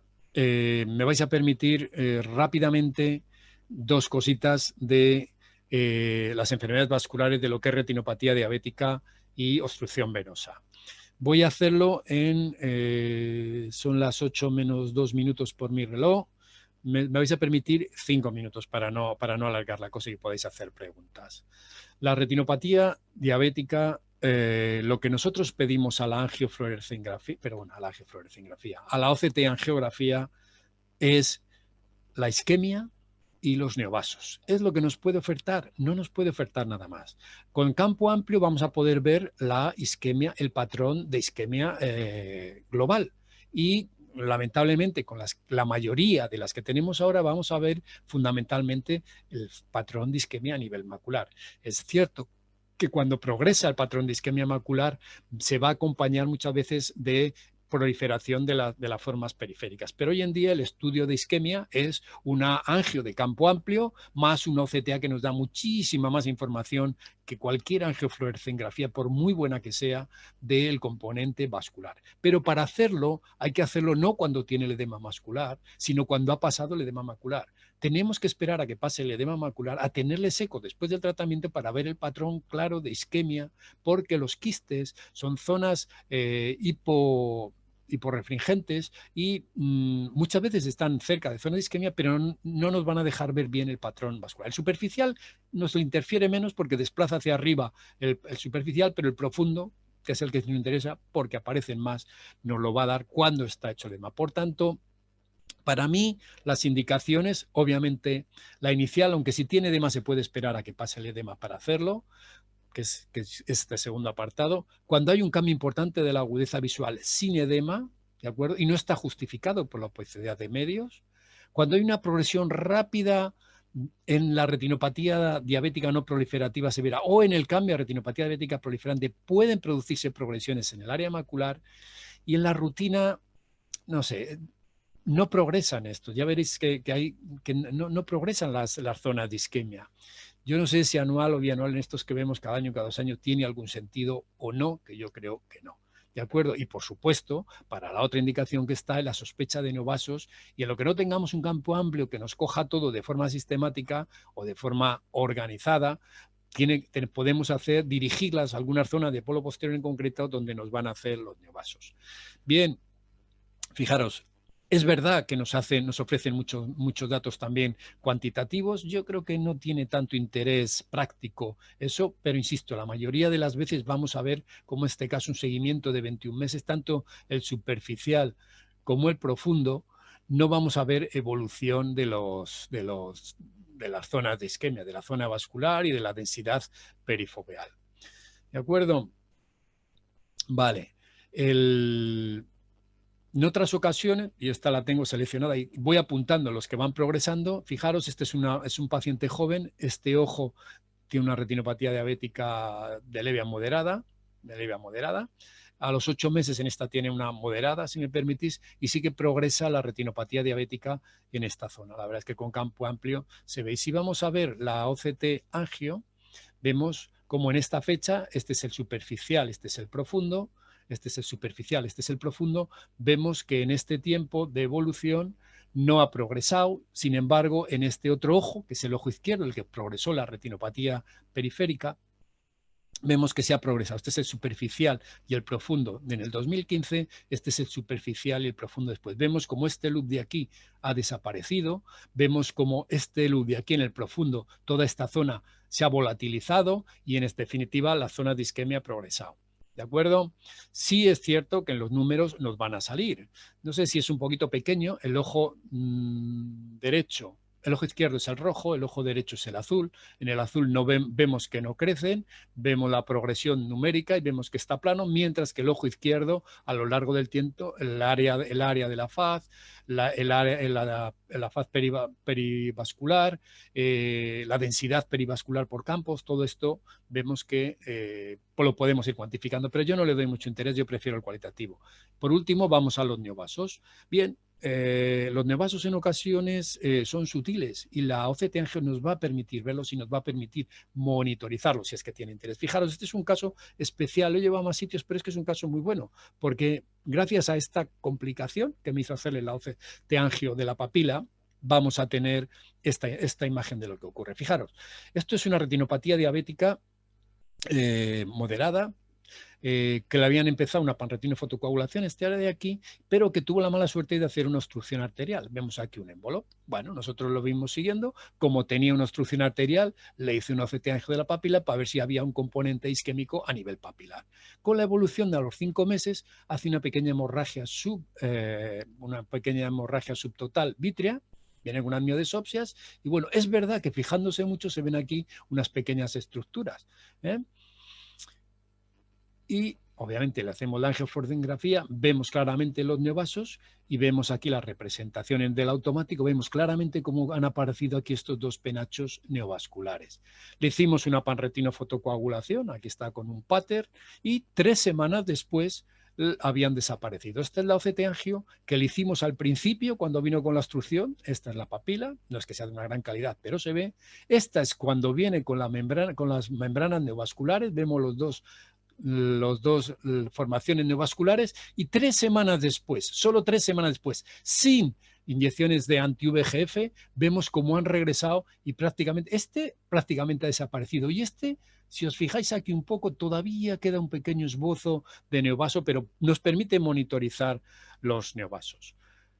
Las indicaciones de la obstrucción venosa, consumo el minuto de los 5 que he dicho, es parecida a la OCT de los diabéticos, de lo que se puede sacar de las OCT diabéticos. No les podemos sacar nada más, no podemos pedirles nada más, o por lo menos yo no le puedo pedir nada más porque creo que no me va a poder nada más. Sí hay que tener en cuenta que tienen unas hemorragias que obviamente tenemos que esperar a que se vayan para poder ver si tienen un componente isquémico o no. Y en la mácula lo mismo, vamos a tener que esperar a que se vaya y que se vaya el edema también para ver el componente isquémico. Vemos esta obstrucción venosa. Bueno, es isquémica claramente porque tiene estos exudados blandos, en fin, es isquémica. Tenía un edema, no se ha sacado aquí porque no tenía mucho interés, tenía un edema. Además, esperamos a que se vaya, la tratamos, desaparece, se normaliza y vemos ahora ya el patrón isquémico. Vemos cómo la faz está conservada, hay un patrón de isquemia de esta zona por dentro de la arcada vascular y por fuera de la arcada vascular hemos manipulado para que pueda recogerlo abajo y damos que todo ese territorio, que solo veamos este trazo, es claramente isquémico. Con esto se puede intentar ahorrar alguna angiofluorescencia. Si nosotros creemos que lo tenemos que fotocoagular para evitar un neovaso, pues igual con la angio y con la retinografía y solo con la OCT angio te vale. Bueno, ya paro. Yo creo que me he pasado un poquito de tiempo. Espero que os haya sido útil y bueno, confío y espero que os sirva. ¿De acuerdo? Bueno, muchas gracias y estoy abierto a cualquier pregunta que estéis. Voy a dejar de compartir la pantalla y quedo en manos de Lorenzo para lo que quiera. Bueno, pues José Luis, de verdad, muchísimas gracias. En absoluto se nos ha hecho largo, al revés. Yo casi hubiera preferido que siguieras porque aprendíamos y de verdad que destilas la pasión, bueno, aparte por la retina, por la angio-CT, y eso también de verdad que ayuda a que nos enganchemos un poco toda esta nueva técnica que, como bien has dicho, pues tiene una parte de aprendizaje y una parte de adaptación. había un comentario que nos había puesto José Luis Mato, pero quizás no estaba muy referido al ANGIOCT y hablaba que me parecía muy interesante las imágenes que has presentado. Hablaba que los microquistes circulares en la retina interna, dice él, pude verlos por primera vez asociados a un melanoma de coroides extenso peripapilar con componente neovascular también. Se refería a estos microquistes cuando comentabas en la En la enfermedad serosa, en la neovascular serosa asociada a neovascular. serosa, sí. Bien. Eh, Es inespecífico, ¿eh? No es, se pueden ver en otras muchas patologías. Correcto, eso es lo que venía a decir un poco. Uh-huh. Yo, desde luego, te agradezco sobre todo que has entrado en la de manera vascular, porque realmente es donde yo creo que estamos más perdidos todos todavía con la angio-CT. Seguro que todavía aprenderemos mucho y, de hecho, a mí me ha encantado ese esquema que tienes de intentar ya incluir la angio-CT en el protocolo de evaluación y el seguimiento de una membrana vascular. Y entonces yo te iba a decir, con estos datos que nos has presentado, ¿tú ahora mismo habría algún elemento en la angio-CT o en algún momento la angio-CT te ha hecho modificar la idea que llevabas ya viendo solamente el BESCAN? Sí, sí, yo creo que el ejemplo es uno de los que os he puesto ahí, donde aparecía un microquiste. Mira, lo que Ese es pasa el que es me que refería yo. no se da siempre, también te digo. Pero sí que es verdad que pequeñas alteraciones o incluso con OCT normales a veces se puede ver en la OCT angio, como era ese ejemplo claro, un gran cambio. No se da siempre, os he puesto el ejemplo para que os quedéis con ello, pero es así. ¿eh? Pero claro, no vas a hacer OCT angio cada vez que vienen y por tanto hay que optimizar y hay que protocolizar la realización del OCT angio en el seguimiento de los pacientes. Pero sí que es verdad que si tú, obviamente, si tú tienes sospecha porque tienes un pequeño microquiste, no sabes si es degenerativo o no es degenerativo, le puedes hacer un OCT angio en ese momento, precisamente está para eso, y comparar con la última que tuviste claramente inactivo, que por eso la tienes que tener, ¿no? Y sí que puedes ver un gran cambio. ¿De acuerdo? Y en algunos casos sí que te puede ser útil. Pero no se lo pidas mucho porque no te lo va a dar tantas veces. Correcto, pero entonces lo que está claro, el mensaje que yo creo que nos tenemos que llevar es que tenemos que tener esa referencia inicial, ¿verdad? Porque Exactamente, por eso hay que protocolizarlo. Hay que protocolizarlo y tener las ideas claras de lo que le pides. Tienes que tener una imagen de cuando está cicatricial. Si la mantienes cicatricial no hace falta que le hagas OCT angio, pero si en algún momento tienes una duda porque aparece un pequeño microquiste que no sabes si es o no es, o ha perdido agudeza visual y el paciente y la OCT está exactamente igual, es el momento de hacer un OCT angio y comparar con la cicatricial que tienes previa. Esa de comparar, en lugar de intentar interpretar si esa membrana tiene zonas de actividad, si le han aparecido fan o si le han aparecido algún penacho pequeño que te haga sospechar, no, te da mucha más información, eso también, pero te da mucha más información si la comparas cuando estaba cicatricial, porque a veces puedes ver cambios que a simple vista no lo tienes. yo, desde luego, te digo que se me ha quedado grabado ese caso, ¿eh? Y voy a intentar, desde luego, a ver, es que se nota que estás todo el día ahí bregando con el tema porque nos has dado una racionalización en el uso del ANGIO-CT que yo creo que, siguiendo estas pautas que tú dices, la vamos a sacar bastante más jugo seguro todos, ¿eh? Y yo creo que, bueno, pues aparte de, como bien has dicho, darle tantas vueltas a que si haya que un árbol con hojas sin hojas, ¿no? Está claro que esas imágenes que os han presentado son irrefutables. Ese cambio era una reactivación, que efectivamente a nivel del BESCAN no se detectaba casi. Lo que tú bien dices, es igual hubiera dicho, déjale pasar, a ver, y tenías una pedazo de recidiva tremenda. ¿eh? Sí, Entonces, sí. ahí de verdad que yo creo que es algo que yo, por lo menos yo, y supongo que el resto de la audiencia hemos aprendido en cuanto a cómo intentar ya incluir un poco ya la angio-CT de forma racional, como tú muy bien has dicho, dentro del esquema terapéutico de la manera vascular que, aunque el que tenemos ahora creemos que funciona bastante bien, está claro que tiene... Es mejorable, siempre es mejorable. No podemos dejar de aspirar a mejorar. Totalmente de acuerdo. Y yo creo que esto va a refinarnos más. O sea, nos va a hacer, no que seamos mejores médicos, sino que seamos más eficaces en el diagnóstico. Médicos Mira, buenos ha habido siempre. de Lo todos que pasa modos, es que... Lorenzo, si me permites entrar en una, si quieres mencionarlo así, en una parte filosofal de la OCT Angio, la OCT Angio tiene una cosa. Ahora están mejorando los equipos. Tú imagínate dentro de 3 años o dentro de 3 meses cuando tienes ya el equipo óptimo, que te va a sacar todas las membranas con pólipo, sin pólipo, te va a dar la imagen anatómica perfecta, la puedes ver desde en 3 dimensiones, para arriba, para abajo, moverla, en qué capa está, en qué no capa está, perfecto, tú ya tienes esto. Vale, pero lo importante, ¿eso te va a dar información? Quiero decir, tú vas a saber si esa membrana es exudativa o no es exudativa. ¿Hay algún cambio que te permita saber si va a sudar o no va a sudar? Porque se trata de eso. Porque si tú tienes la membrana optimizada con los mejores equipos, pero al final no eres capaz de saber con esa imagen si eso va a sudar o no va a sudar, pues no tienes tanta información.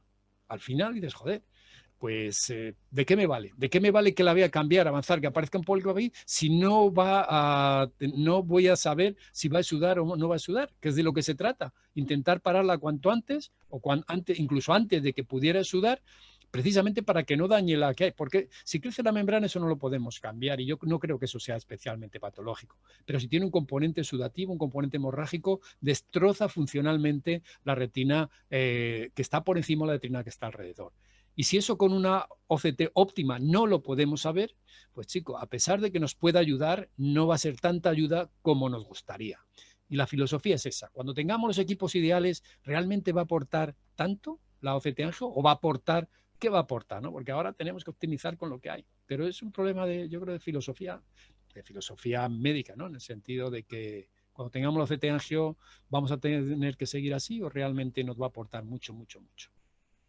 Bueno, creo que eso es lo que siempre que hay cualquier avance, ¿no? en la medicina, pues nos planteamos las mismas disyuntivas siempre, ¿no? Muy bien, ¿y ahora ya qué? ¿Y ahora qué? ¿No? Oye, otra cosa que yo creo que toda la audiencia se ve quedado es, y yo creo que esa forma de identificar los RAP, yo creo que casi todos lo hemos hecho al final. Es decir, todos estábamos siempre buscando ¿verdad? El enfás, y el enfás no hay que mirarlo. Hay que mirar, en el caso del RAP, cuando sospechas un RAP, ese BESCAN, buscar el corte y ver esa columna de flujo, ¿verdad? Que viene desde la retina hasta abajo, si es ya un RAP avanzado. Y yo creo que eso es un detalle que yo creo que nos deberíamos de intentar quedar todos. Es que la OCT angio no es solo en face. Eso es lo que te digo. No es solo la vista en face. Esa es la cosa, ¿no? Que aquellos que solo ven segmentación automática prácticamente solo se ven face y no le están sacando el partido que toca. Otra pregunta que te iba a hacer, o te iba a plantear. Nos has hablado, y es verdad que quizá la angio-CT sí que parece que la asimilamos mucho a los enfás que veríamos en las fluoresceinas normales, ¿no? Cuando estamos hablando de la retinopatía diabética o incluso de las trombosis también. Ahora tenemos la suerte de ver dos plexos, antes no los veíamos, estaban superpuestos, de hecho casi siempre la representación del superficial. ¿Tú crees que nos aporta algo más el estudio del plexo profundo? ¿Nos has estado enseñando los dos plexos? Bueno, ¿qué quieres que te diga? La verdad es que en orden práctico, pues hombre, que esté un poco más lesionado el profundo que el superficial, yo creo que no te hace. Yo no sé si cuando hagamos de verdad caso a los números, a los indicadores numéricos, el indicador numérico del plexo profundo sea mejor que el del superficial. Sí que hay que decir que se ha incorporado más tarde a los equipos porque tiene unos problemas técnicos. Los vasos superficiales hacían una sombra sobre los vasos profundos y no permitían una gran exactitud a la hora de luego sacarle los índices, ¿no? Pero no sé, yo no te sabría contestar. Yo que está muy bien, sabemos que es más, pero ¿tiene trascendencia realmente? O cuando ves que ves un poco la densidad, pues bueno, ya sabes un poco lo que está. Es una interpretación cualitativa. Sí, veremos si los números nos ayudan o no. Igual, yo creo que también es muy importante otra cosa que has dicho, y es que, claro, la angio-DT hay que hacerla cuando no hay un edema macular. Si no, ya sabes que la segmentación se vuelve loca y probablemente incluso nosotros, incluso manualmente, tampoco sepamos hacerlo. No, hay que esperar a que se vayan los quistes. Si lo que estás buscando es el patrón isquémico, hay que esperar a que se vayan los quistes. Si no, no vas a tener el patrón isquémico claro, a mi modo de ver. Yo te diría una cosa. Si tú sabes, yo tengo un truquillo, y te lo voy a contar. Si tú sabes algún truco para intentar distinguir cuando lo has hecho mal, digamos, lo has hecho en el momento del edema, para distinguir los quistes de las áreas de isquemia. Al final son dos zonas en negro más o menos que evidentemente no tienen vasos. Entonces, ¿qué es quiste? ¿Qué es isquemia? ¿Te fijas en la enfás, por ejemplo? Bueno, no, tienes que ir a la OCT estructural. En la OCT estructural te pones sobre la zona y te da claramente lo que es quiste de lo que no. A eso me refiero, o sea, pero en el caso me refiero, utilizas la enfás. Si solo el enfás, no. Bueno, pero, disculpa, me he expresado mal, es que me refería al enfás, pero el que tienes tú cuando haces la angio-CT, tienes el corte sin flujo, sin nada, simplemente el enfás donde se resaltan muy bien los vasijas. No, el enfás, mira, el enfás sí que, lo que pasa es que a mí Es que me he expresado mal, me refería sí, el te entiendo. El enfás como enfás estructural para el evolutivo del componente quístico, ¿no? correcto. Entonces, esa pregunta.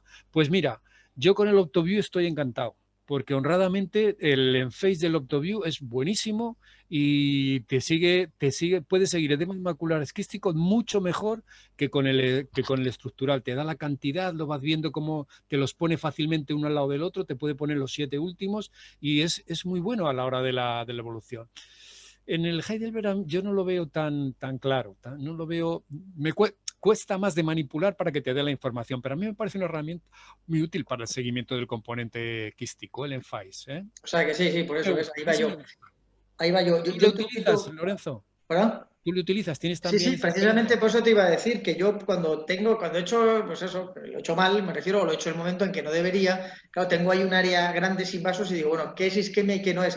Entonces yo el truquito que utilizo, no sé si utilizas tú, es en la imagen de AngioCT subo el contraste al máximo y es verdad que si te fijas, los quistes aparecen como, no sé cómo decirte, como si tuvieran un componente con mínimamente marcados con un componente grisáceo, digámoslo así, y el área isquemia aparece absolutamente negra, o el área sin vasos, vamos, o el área donde el flujo de los vasos no es suficiente para que la máquina me marque ahí un vaso, y por tanto yo lo doy como isquémico, ¿vale? No, pues Hacemos mira, ese truquito, pruébalo si no quieres. le sabía, pero mira, Pues pruébalo, yo tú me lo cuando tengas apunto que una... yo pruebo, a mí me gusta probar todo. No, si yo sé que como a ti te gustan esas cosas, yo Sí, por eso sí, lo decía. tomo, Cuando lo tomo tengas nota. así, evidentemente ya te digo, tienes que hacerlo en un quístico, o sea, cuando hay unos quistes. Cuando no Sí. deberías hacerlo, como tú bien No, has dicho. Pero bueno, bueno, debes hacerlo para ver el componente para isquémico. verlo bien, Algunos sí, lo hacen de bien. entrada y les va bien, o sea que Bien, no, pues yo lo que hago es eso. Es decir, yo le echo el BESCAN y a ver que tiene sus quistes, le hago el AngioCT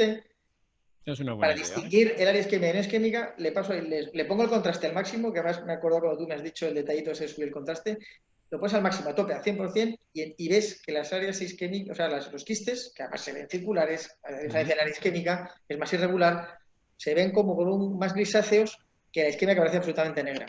Prueba a ver. Y yo Perfecto. luego lo corroboraba con el ENFAS estructural y se veía, ¿eh? Y era Bueno, muy, muy, muy, muy orientativo. bien, Bueno, es una es buena idea. una pequeña, si quieres, tontería, pero bueno, a veces pues es práctica también. Y otra cosa que me ha encantado también, que ha resaltado también, es eso, la visualización de los neovasos con la AngioCT. Realmente ahí, y así que casi que parece que la geografía fluorescénica, ahí sí que yo creo que ya casi puede sustituirla casi al 100% de los casos. Me dices, oye, el campo, vale, el campo nosotros tenemos la suerte en el clínico de tener Plexelite, que es Joder. una OCT que está Sí. básicamente diseñada para hacer AngioCT, o sea, no hace otra cosa bien, pero la que la hace divino, tiene unos campos enormes a una velocidad pasmosa y tiene una segmentación muy, muy buena, sobre todo pues en el plexo profundo y superficial. Me refiero en este tipo de patología vascular. ¿Cuánto campo te coge? ¿80 grados? 12 por 12, 12 por 12, ¿Y y el ahora montaje? mismo hemos hecho una actualización, antes hacía 100.000 cortes y ahora hace 200.000. Joder. Es, ¿Y es una, es cuánto una te hace el montaje? ¿Cuántos grados te hace el montaje? Más o eh, menos. el montaje, espérate, no te sabría decir ahora mismo, pero nada, el normal, o sea, el campo único, 12 por 12, y te aseguro, es que ojalá hubiera tenido alguna imagen, es que son espectaculares, son No, tremendas. todo Entonces, el y, mundo y habla eso, maravillas, ¿eh? claro, De para AngioCT, ¿eh? Para AngioCT. sí, Y sí, entonces sí. realmente, claro, yo te digo, probablemente es por donde van a ir los tiros. Tú hablas dentro de 3 años. Probablemente todo eso sea rutinario, entre comillas, dentro de 3 años en la mayoría de las consultas. Y entonces ya te digo, cuando tú coges y como digo, trasciendes la retina, subes un poquito más el plano, la segmentación por encima de la hialoides, es que neovaso que haya te lo va a marcar porque, claro, es igual que en la angiografía fluorescénica. Tienes ese fondo oscuro, pero todavía más, perdona, ahora hay más contraste. En la angiografía teníamos ahí, veíamos ya el rezume del vaso, ¿no? Pero aquí lo que ves es en zonas donde a lo mejor ni sospechabas porque no se veía bien, a lo mejor en las aneritras y nada. Pero aquí lo que tienes es el fondo negro, es decir, ya no hay ningún vaso del plexo normal y los neovasos que han trascendido que han perforado la hialoides y están en vitrio, se ven que es que te pegan en la cara, ¿eh? Y Joder, muchas veces qué pequeños bien. penachitos que tampoco detectas clínicamente, me refiero ni mirando con cuidado la retinografía, ¡pamba! Los ves ahí y dices, anda, mira, pues si es que era una proliferante. Sobre todo en el típico caso del joven que no tiene una hemorragia, pero, ¿sabes? Diabético, Sí, mal sí, sí. controlado, joven, que no tiene una hemorragia, pero dices, este tío me huele mal, no sé. Sí, Y le pumba y te salen los neovasos, ¿eh?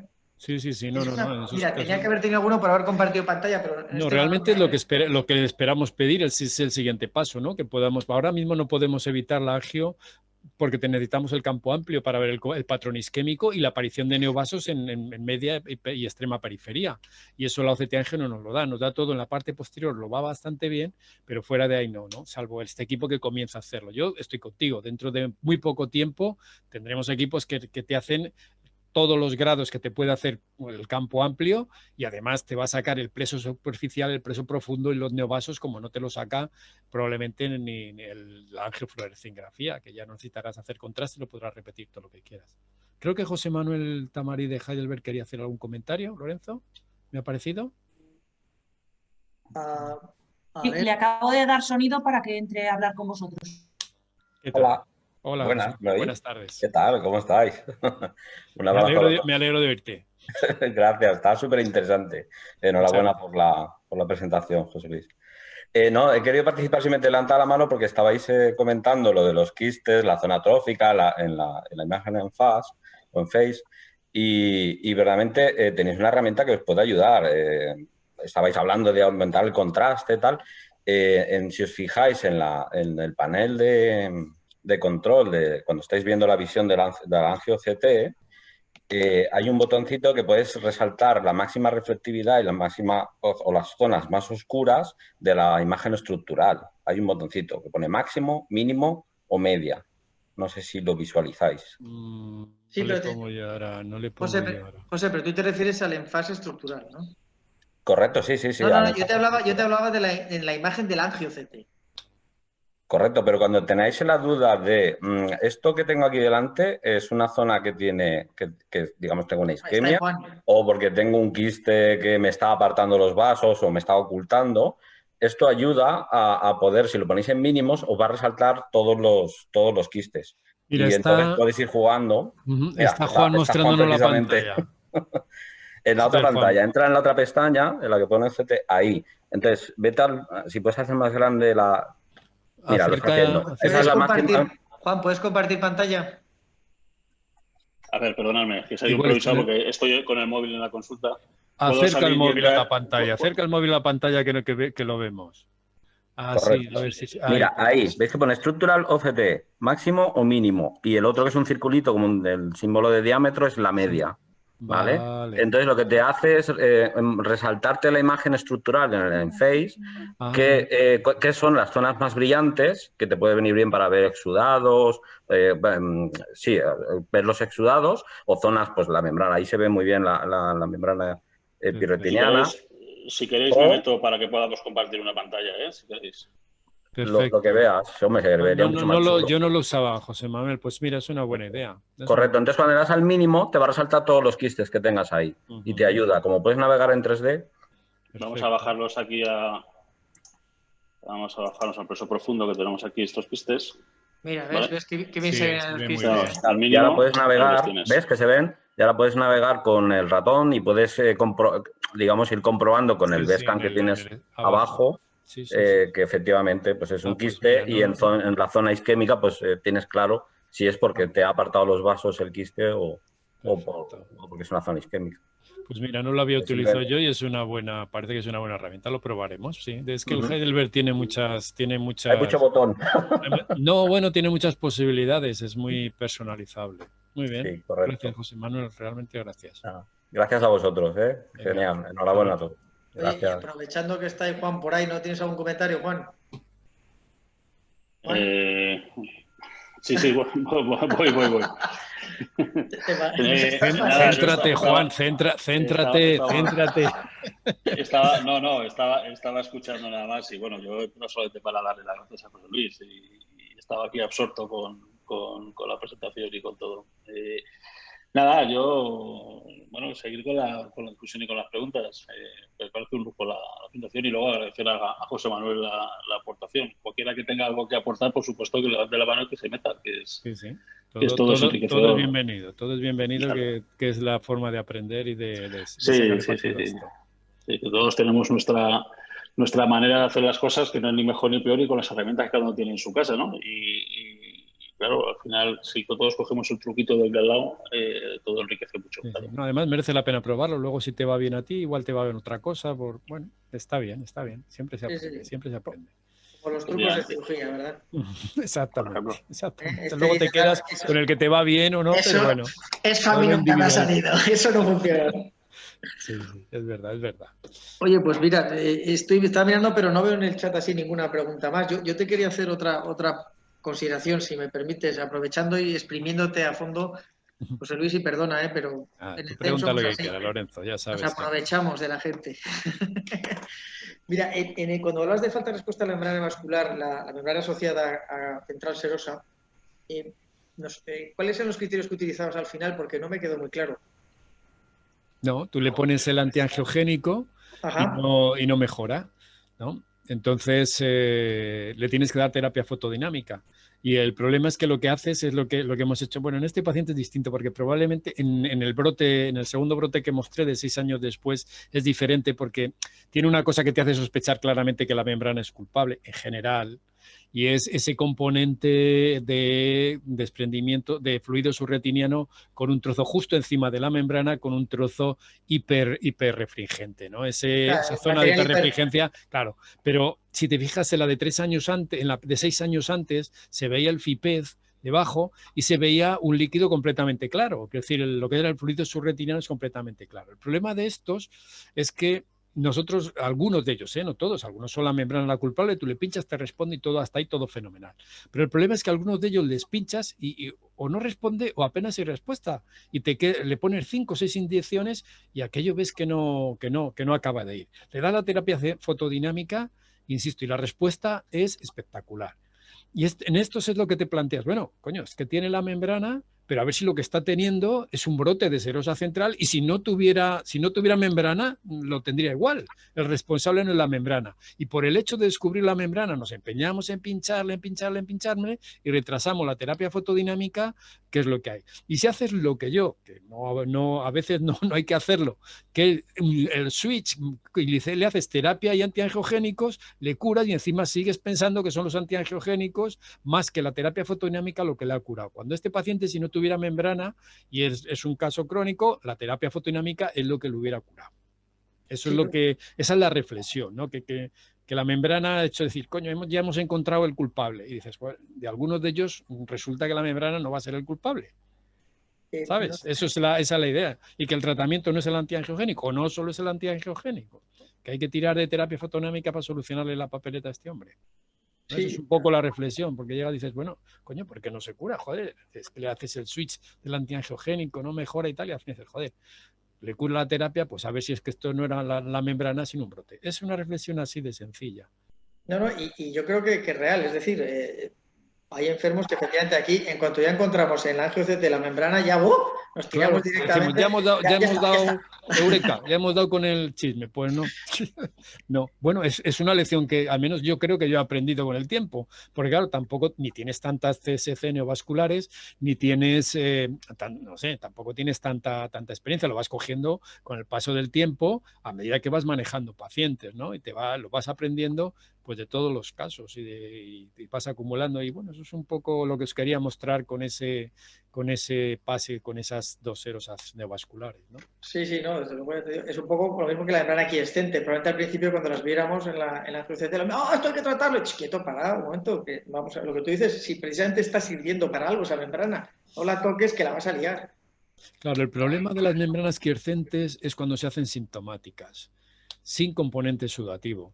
Que, mira, el otro día teníamos una reunión en el hospital y hicimos una sesión de membranas quiescentes y mostrábamos algunos casos y había uno que era un caso mío que había tenido y era un señor que había bajado de una agudeza visual de 1 a 0,8, no tenía una membrana neovascular en el otro, ¿eh? Es verdad que tenía drusas, coño, tiene una membrana neovascular quiescente pequeñita, justafoveal, no es sudativa y tiene la metamorfosis y una discreta bajada de agudeza visual.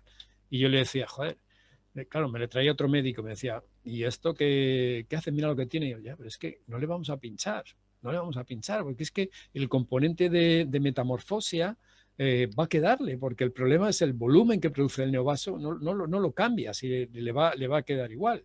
Entonces, ni siquiera ya por protección, es que le vas a hacer un tratamiento, hombre, era un paciente privado y tiene que pagar su inyección. Probablemente en la seguridad social tú lo que haces es pruebas y no hay. El otro día comentaba Juan Macubero que él había pinchado algunas membranas quiescentes con metamorfosis, creo recordar que decía, y decía que el problema es que se quedaban igual.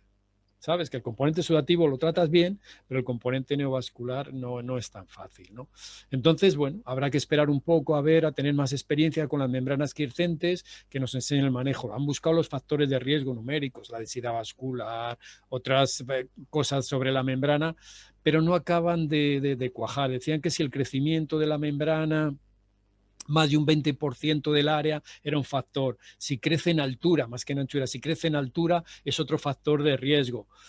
Ya, pero tienen que ser factores de riesgo fiables que tú te hagan, bueno, este paciente, en vez de venir dentro de 3 meses, oye, vente dentro de un mes porque que esto le va y se intenta coger lo más precoz posible y no tratarle, ¿no?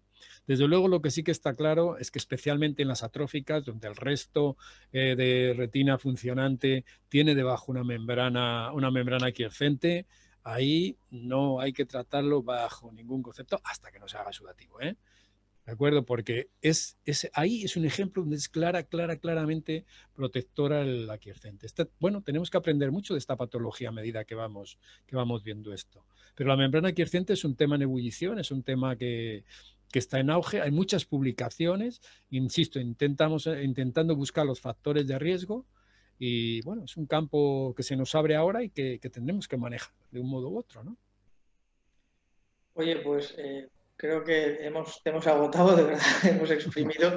Muchísimas gracias, de verdad que un poco has entrocado en el espíritu del CEM, esta exposición tan práctica, a calzón quitado, como decimos a veces aquí, sin ningún tipo de filtro ni historia. Tú cuentas tu experiencia, obviamente es vastísima y por eso todos te escuchamos encantados y todos aprendemos. Y los comentarios también. Yo espero que la audiencia se anime en futuras ocasiones y venga un poquito más, porque seguro que todos tenemos un caso del cual aprenderemos el resto. Nada, muchísimas gracias por invitarme. Ha sido un placer compartir esta tarde con vosotros. Ya sabéis que contáis conmigo para lo que quiera dentro de lo que yo pueda. Y nada, cuidarse y, bueno, felices fiestas si nos veo, aunque sea pronto en diciembre. Lamentablemente, con esta epidemia que no nos permite viajar y tal, no vamos a tener oportunidad de vernos. ¿De acuerdo? Muchas gracias. Bueno, seguro que en futuras ocasiones. Juan. Muchísimas gracias, José Luis. Es un placer y un honor que estés con nosotros. Y bueno, pues agradecer a todos los que habéis estado en las webinars del Club Español de la Mácula, que han sido una apuesta para solucionar tiempos complicados y que la vamos a potenciar porque creemos que tiene su sitio. Y contamos con todos vosotros, con vuestras ideas y, por supuesto, todo aquel que tenga una intención de aportar alguna idea y en la que podamos nosotros echar una mano, pues es todo bienvenido porque el Club de la Mácula es de todos. José Luis, muchas gracias una vez más. Feliz Navidad a todos y nada, nos vemos ya vacunados, ¿no? Como dice el otro. Sí, por la...